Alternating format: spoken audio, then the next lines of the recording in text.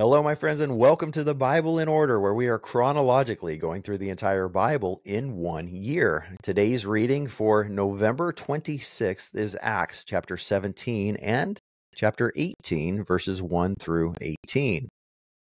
Paul is continuing his missionary journey, sharing the gospel, meeting with believers and unbelievers alike, encouraging the believers and reasoning and persuading unbelievers to accept Jesus as their Messiah.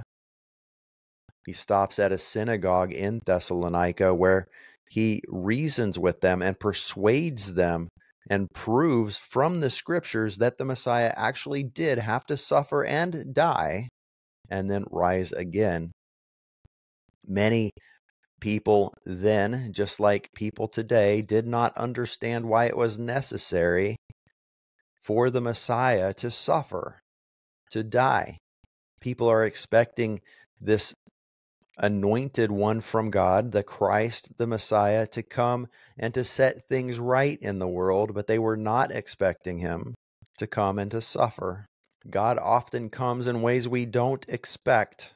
That's why it's so fundamentally important that we remain humble before him, because as soon as we exalt ourselves in arrogance and pride, thinking we have it all figured out, thinking there's nothing else for us to learn, that's when we miss him. We cannot afford to lean on our own understanding, friends. His ways are above our ways, and he's continually doing a new thing.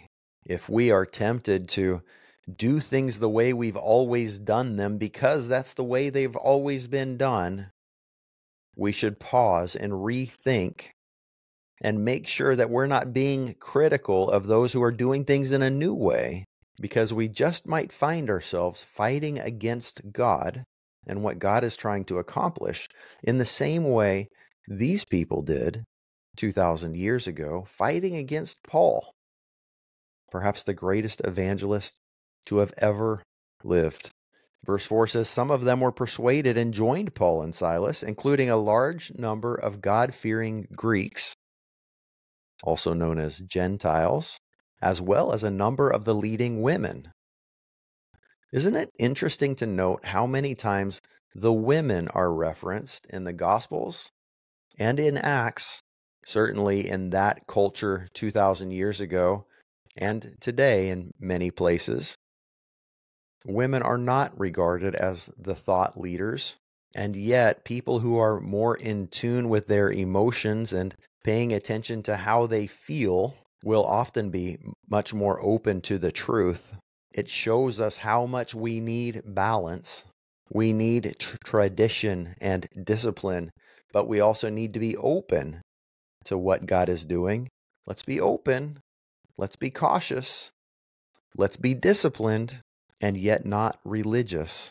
In verse 5, we read that the Jews became jealous, another recurring motif, even from the day that Jesus walked the earth personally, probably 30 years before this now. They found some wicked men. They created a mob and started a riot in the city. Isn't it interesting how the enemies of God, the enemies of the advancement of truth, 2,000 years ago, were creating mobs and starting riots in the cities, and the enemy still uses those same tactics today. Create a mob where people don't think for themselves, start a riot in the city. Has anything really changed in 2,000 years? They grabbed some of the disciples, including one named Jason, and took them to the city officials, where they accused them of turning the world upside down.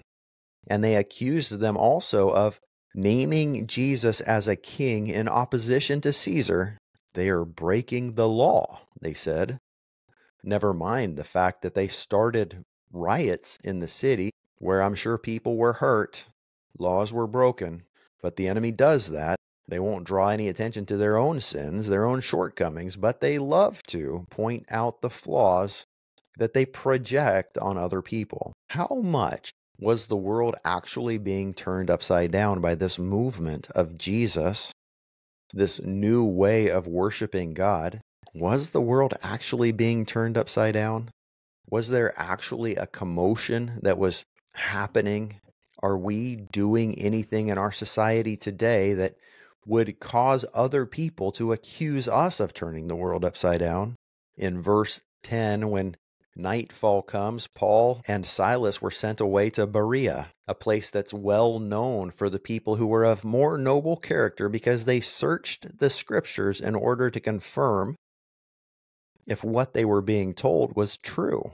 We should be like those Bereans, opening the Word. Many Christians today are dependent upon podcasts and preachers to tell them what the Bible says, but it should not be this way. We should be searching the scriptures for ourselves. And that's why I say repeatedly, don't take my word for it. Read it yourself. And if you disagree, you owe it to me to tell me. We owe it to one another to have these conversations. It's been ingrained in us, at least in American society, I can't speak for other countries, that we are not to talk about religion or politics or even money in public places or at social gatherings. And my question is, why not? Where else are we going to learn from other people? How else do we grow unless somebody tells us something that we'd not heard before or something that we didn't understand before? Our society has been so polarized and divided. We've been told that we can't have these conversations. And with this 24-hour news cycle, we each have our own outlet to reinforce the beliefs we already have.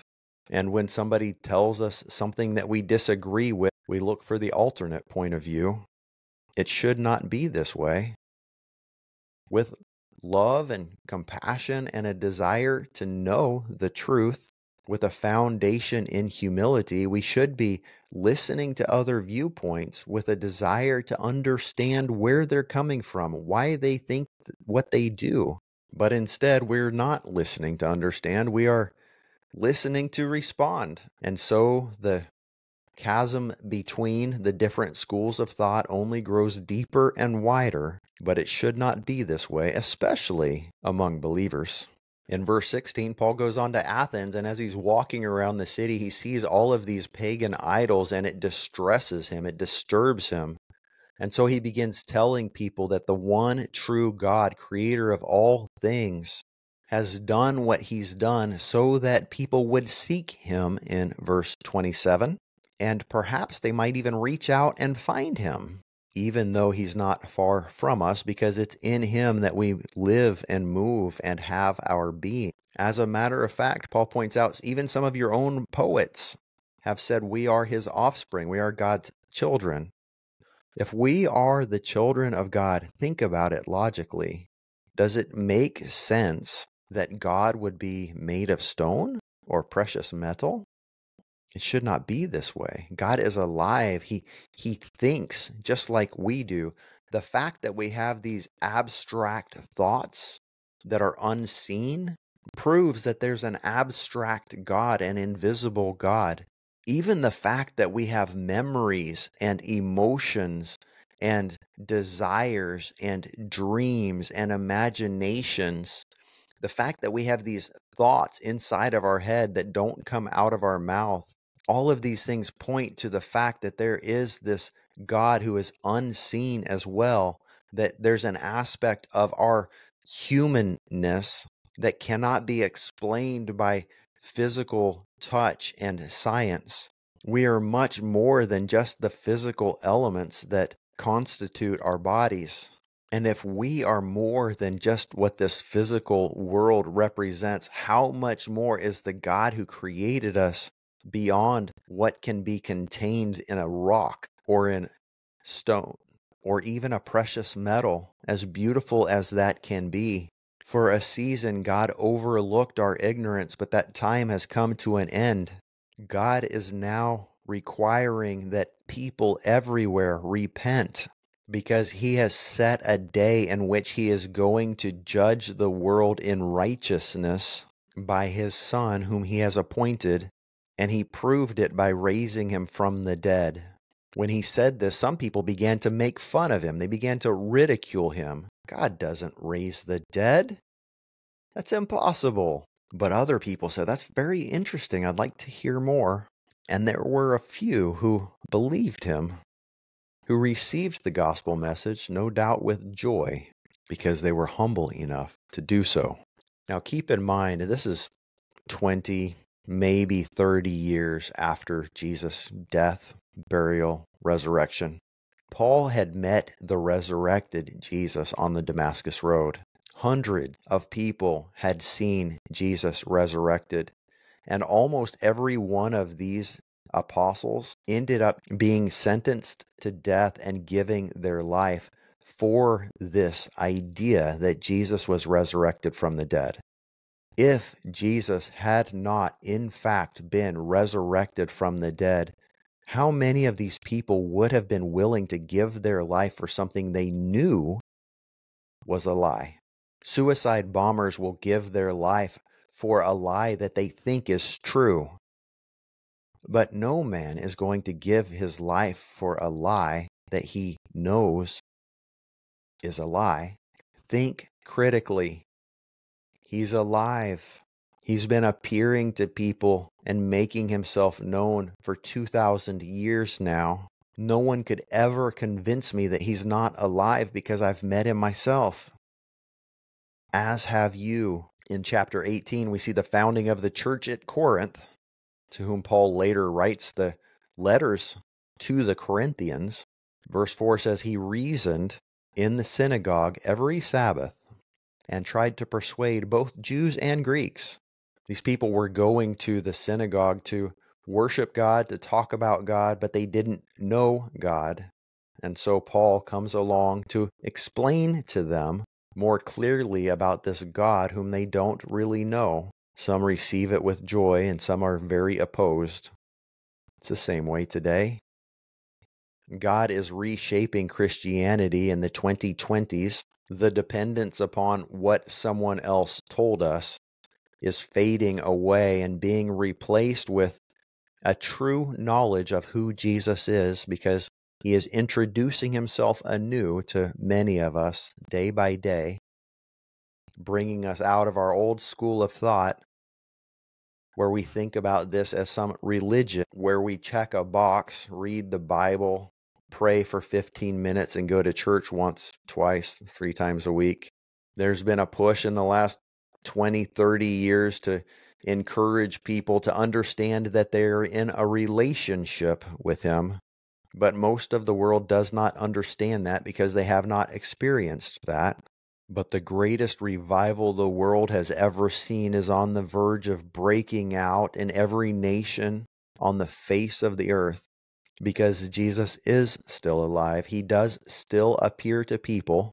And in the same way he has commissioned me to preach the word, he is commissioning many of you. Give him your everything. You won't regret it.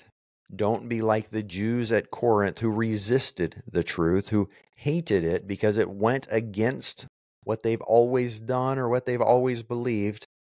And Paul shook out his clothes against them, like Jesus told his 72 in Luke 10, shake off the dust of your feet as a testimony against those who won't receive you. Go to those who will. And so Paul tells them, you are guilty, and I am clean. I'm innocent. I've tried to share the truth with you, and now I'm going to go share the truth with those who will receive it. We most assuredly do not want to be the people who are excluded from the movement of God because he's doing it in a way that we didn't expect or that we don't agree with. I think we all have that tendency in varying degrees and in different areas. Father, help us. Help us be humble before you. Help us be right in the center of where you are moving. Let us be with you, not against you. For your glory, for the advancement of your kingdom, as it crashes and prevails against the gates of hell. God bless you, my friends. Thank you for being on this journey with me. It's a pleasure. It's an honor. We'll see you tomorrow. And for those of you who are interested, I do have a real estate business. It's how I provide for my family and continue to do this podcast. I'm a real estate broker with Call It Closed International Realty. We are helping people buy and sell real property. And we are also partnering with people who have their real estate license. No matter where you are, we would love to talk with you about joining us at Call It Closed. for your benefit and for ours. Thank you so much for your consideration.